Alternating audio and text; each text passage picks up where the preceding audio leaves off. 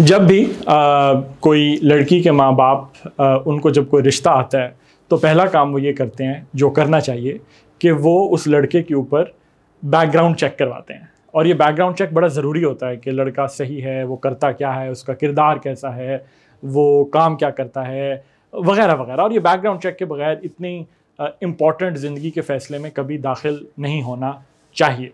तो इसी तरह एक लड़के साहब थे, उन्होंने कहीं रिश्ता भेजा तो माँ बाप ज़रा समझदार थे, उन्होंने डिटेल बैकग्राउंड चेक जब किया तो उन्हें पता चला कि जो लड़का है उसके करतूत बिल्कुल एक्सेप्टेबल नहीं है।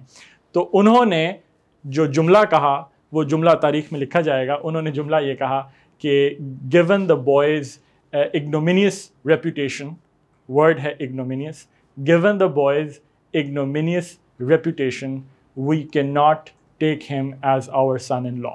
वर्ड है ignominious। ignominious एडजेक्टिव है।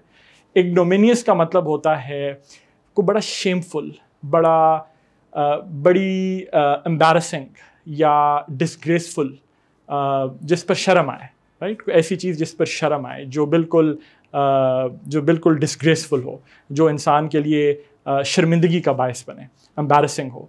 तो given the boy's ignominious reputation, के बच्चे उस लड़के की इग्नोमिनियस रेपुटेशन की वजह से, शेमफुल, डिसग्रेसफुल, एम्बैरसिंग रेपुटेशन की वजह से, we can not even think of taking him as our son in law. The word is ignominious. Ignominious is an adjective.